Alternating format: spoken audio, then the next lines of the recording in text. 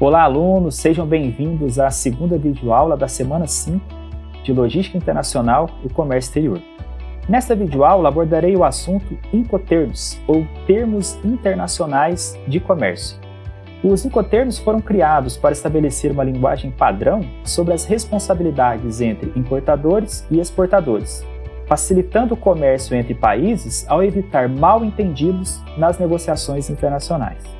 Nesta videoaula, vocês irão aprender sobre o que são Incoterms, como eles funcionam, quais são os principais termos, quais são suas diferenças, para escolher melhor qual Incotermo melhor se adequa às necessidades de cada empresa. O objetivo desta videoaula é fornecer uma compreensão clara e abrangente dos principais tipos de Incoterms e como eles podem ser aplicados de forma eficaz em operações que envolvem a logística internacional. Então, preparem-se para entender melhor sobre Incoterms e como eles podem ajudar a otimizar as transações comerciais em operações da logística internacional. Pode soltar a vinheta.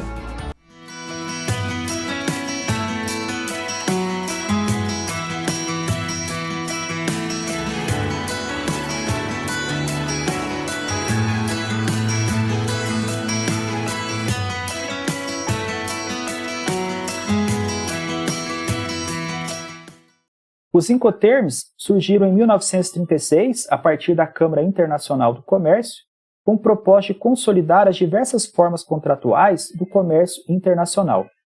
Ao longo dos anos, estes termos foram sendo atualizados, revisados, para adaptar às mudanças do cenário global, sendo a versão mais recente lançada em 2020, com 11 tipos de acordos internacionais de comércio.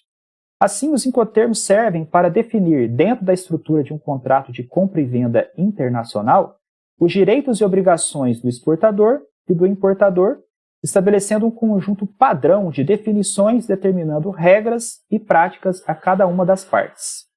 Após agregados aos contratos de compra e venda, os Incoterms passam a ter força legal, com seu significado jurídico preciso e efetivamente determinado. Assim, simplificam e agilizam a elaboração das cláusulas dos contratos de compra e venda em transações internacionais. Em relação à logística internacional, os Incoterms passam a ser importantes, pois estabelecem as responsabilidades e as obrigações de cada uma das partes envolvidas em uma transação internacional, incluindo aspectos logísticos como transporte, seguro internacional, documentação necessária, entre outras questões. Os Incoterms determinam o momento em que a responsabilidade e os riscos da carga são transferidos do vendedor para o comprador. E essa transferência de risco muitas vezes está relacionada a questões logísticas, como a entrega da carga em um porto ou a contratação de um seguro internacional de transporte. Os Incoterms também podem influenciar a escolha do modal de transporte, além de facilitar a elaboração de documentos como faturas comerciais, checklist, documentos de embarque, entre outras questões que envolvem a logística internacional.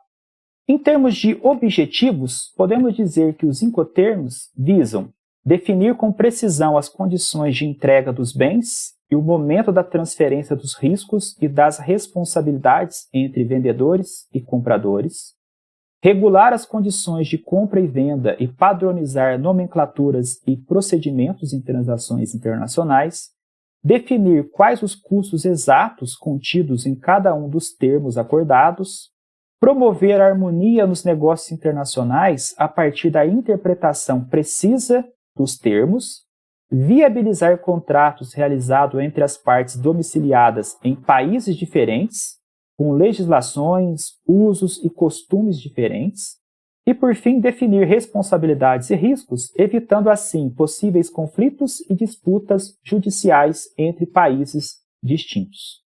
Podemos dividir os 11 tipos de Incoterms em 4 grupos. O grupo E, que vai representar a entrega no estabelecimento do vendedor, então é integrado por apenas um único termo, representado pela sigla EXW. Nesse grupo, a mercadoria é colocada à disposição no local designado pelo comprador. O desembaraço e demais formalidades alfandegárias ocorrem por conta e risco do comprador/importador. Já o grupo F se refere ao transporte principal ou transporte internacional não pago pelo vendedor. Os termos deste grupo se caracterizam pela responsabilidade do exportador até o momento da entrega da mercadoria ao transportador internacional indicado no contrato. Há neste grupo a existência de 3 termos, o FCA, o FAS e o FOB. Já o grupo C se refere ao transporte principal pago pelo vendedor. O exportador passa a ter a responsabilidade em contratar o transportador internacional.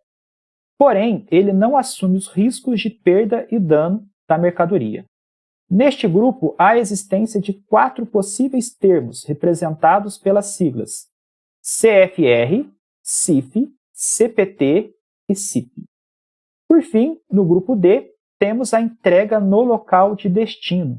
Então, neste grupo, a responsabilidade do exportador perdura até a entrega da mercadoria no local de destino estipulado pelo importador. A versão Incoterms 2020 atualizou os termos deste grupo para 3 modalidades. São elas o DPU, o DAP e o DDP. Dentre os principais tipos de Incoterms, podemos citar o ex-work, que vai significar a disposição da mercadoria no local designado pelo comprador.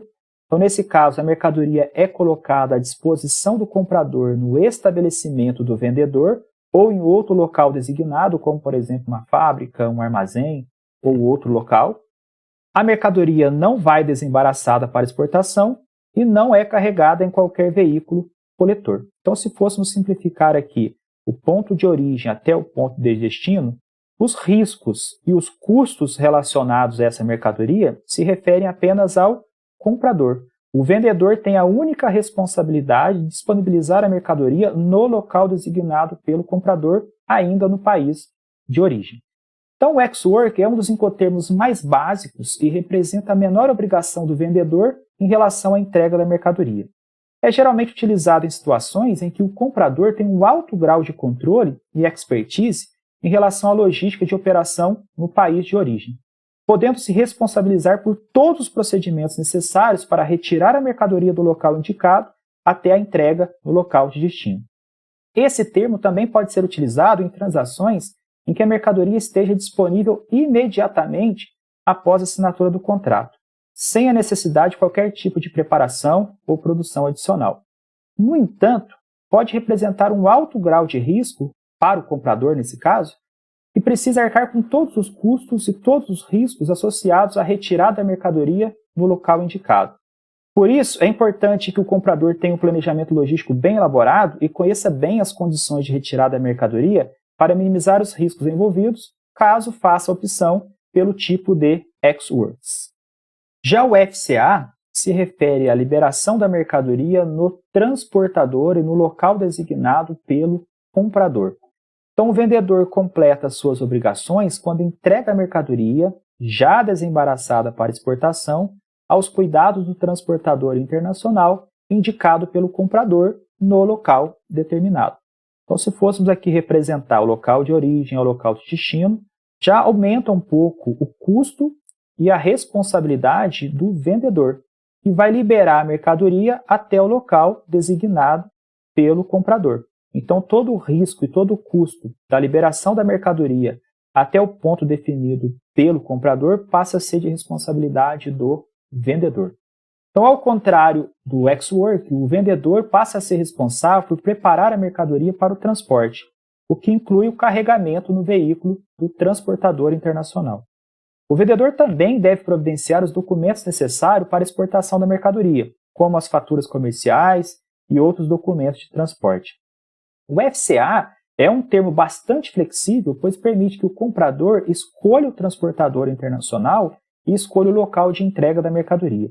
Isso torna o termo adequado para transações em que o comprador tem conhecimento e controle sobre a logística da operação e deseja escolher o transportador mais adequado para suas necessidades. No entanto, é importante lembrar que após a entrega da mercadoria ao transportador internacional, indicado pelo comprador, o risco de perda e o risco de dano da mercadoria é transferido para o comprador. Por isso, é fundamental que o comprador esteja preparado para assumir a responsabilidade pelo transporte internacional e pela movimentação da carga a partir do momento da entrega feita pelo vendedor. Já o FOB se refere à liberação da mercadoria a bordo do navio no porto de embarque designado pelo comprador. Então, o vendedor encerra suas obrigações quando a mercadoria está a bordo do navio no porto de embarque indicado.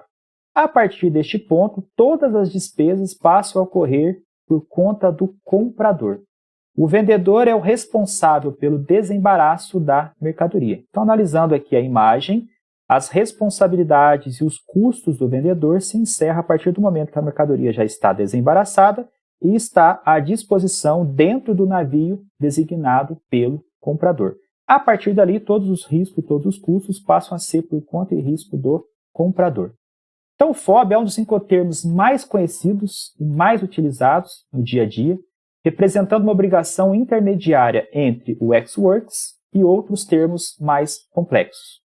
Após a colocação da mercadoria a bordo do navio, os riscos de perda, os riscos de dano à carga é transferido para o comprador, que assume a responsabilidade pelos custos e pelos riscos associados ao transporte internacional e à movimentação da carga a partir daquele momento. O FOB é adequado para transações em que o comprador tem conhecimento e controle sobre a logística de operação internacional e deseja escolher o transportador e o seguro de transporte mais adequado às suas necessidades. No entanto, é importante lembrar que o FOB não inclui o custo do frete internacional e nem o custo do seguro internacional de transporte, que são de responsabilidade do comprador. Por isso é fundamental que o comprador esteja preparado para assumir esses custos adicionais e para lidar com eventuais problemas que possam surgir durante o transporte da carga internacional. O CFR é similar ao FOB, pois ele inclui todos os custos necessários para colocar a mercadoria a bordo do navio, só que agora o vendedor também passa a assumir a responsabilidade pelo custo do frete internacional. Então, o vendedor é o responsável pelo pagamento dos custos para colocar a mercadoria a bordo do navio, como ocorre no FOB, além de ser responsável pelo pagamento do frete até o porto de destino designado pelo comprador. Após a chegada da mercadoria no porto de destino, o risco de perda ou risco de dano à carga é transferido para o comprador, que assume a responsabilidade pelos custos e riscos associados à movimentação da carga a partir daquele momento. O CFR é adequado para transações em que o comprador deseja ter mais controle sobre a logística de operação, mas ainda assim deseja que o vendedor seja responsável pelos custos associados à movimentação principal, à movimentação internacional da carga até o porto de destino.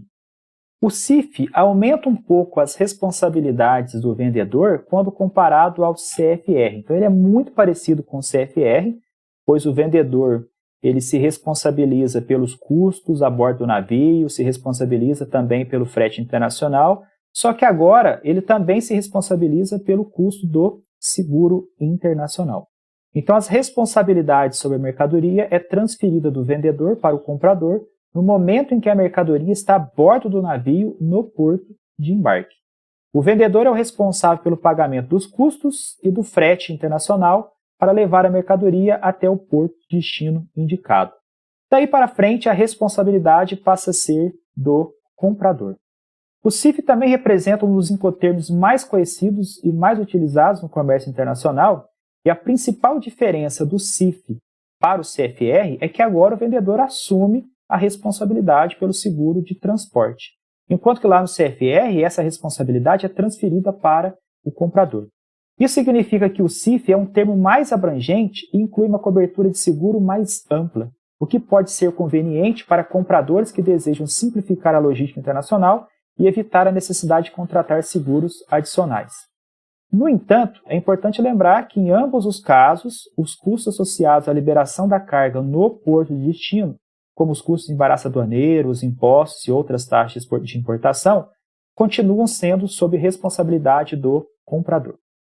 No outro extremo, temos o DDP, no qual o vendedor vai assumir todos os riscos e todos os custos para a entrega da mercadoria no local de destino designado pelo comprador. Então, o vendedor entrega a mercadoria ao comprador, já desembaraçada para importação no local de destino designado. É o incotermo que estabelece o maior grau de compromisso para o vendedor. na medida em que o mesmo assume todos os riscos e todos os custos relativos ao transporte e à entrega da mercadoria no local de destino designado pelo comprador. No DDP, o vendedor passa a ser responsável pelo transporte internacional da mercadoria, pelo pagamento de todas as taxas e impostos, incluindo os custos de desembaraço aduaneiro no país de destino, e pela entrega da mercadoria no local acordado com o comprador. Essa responsabilidade inclui desde o momento em que a mercadoria é colocada à disposição do comprador, no local acordado, até o momento em que a mercadoria é entregue no local de destino indicado. O DDP é um termo bastante utilizado em transações em que o comprador não tem experiência com a logística internacional, ou em que o vendedor deseja oferecer um serviço completo ao comprador. No entanto, é importante lembrar que o DDP também é o termo que oferece mais riscos para o vendedor, pois ele assume a responsabilidade por todos os aspectos da entrega da mercadoria, incluindo a sua chegada segura e pontual no local de destino. Além disso, é importante destacar que o DDP pode envolver um maior custo para o vendedor, pois ele precisa contratar serviços de logística internacional completos, que inclui desde o frete marítimo até a entrega no local de destino acordado. Por isso é importante que o vendedor avalie cuidadosamente a decisão de utilizar o DDP e faça uma análise detalhada dos custos e riscos envolvidos nessa modalidade internacional de comércio. Os demais termos são menos utilizados e variam um pouco em relação aos termos já apresentados, como ex-work, como FOB, CIF, CFR e DDP. Percebam por essa tabela que existem dois tipos de incoterms, alguns aplicáveis especificamente ao modal marítimo, como é o caso do FAS, FOB, CFR e CIF, e outros que são aplicáveis a multimodais, servindo tanto para o modal marítimo como também aéreo, rodoviário e ferroviário, como é o caso do ex-works, FCA, CPT, CIP, DPU, DAP e DDP. Bom, pessoal, em resumo, os incoterms são essenciais para os profissionais da logística internacional, pois estabelece um conjunto padrão de definições determinando as regras e as práticas em contratos de compras e vendas internacionais. Com a utilização correta dos incoterms, é possível evitar erros na elaboração de contratos com outros parceiros comerciais, garantindo maior segurança jurídica das transações comerciais. Além disso, os incoterms ajudam e simplificam a elaboração de cláusulas contratuais de compra e venda, reduzindo os custos e os riscos envolvidos em operações que envolvem o comércio internacional. Por isso é fundamental que os profissionais de logística tenham um bom conhecimento sobre os incoterms e saibam escolher qual termo se mostra mais adequado para cada tipo de operação, considerando as características da mercadoria, o modal de transporte utilizado e as condições gerais do mercado internacional. Bom, encerramos assim os conteúdos da ementa prevista na disciplina de Logística Internacional e Comércio Exterior. Na próxima e última videoaula da disciplina, eu apresentarei dois exemplos práticos, um sobre drawback e outro sobre incoterms, assim como a resolução desses exemplos. Eu espero que a videoaula tenha sido útil e tenha ajudado vocês a expandirem ainda mais os conhecimentos sobre logística internacional e comércio exterior. Se tiverem alguma dúvida, não deixem de rever a videoaula, pedir ajuda ao tutor do seu polo e comentar sempre no fórum de dúvidas da disciplina para compartilhar com outros colegas. Então, forte abraço a todos e até a próxima videoaula.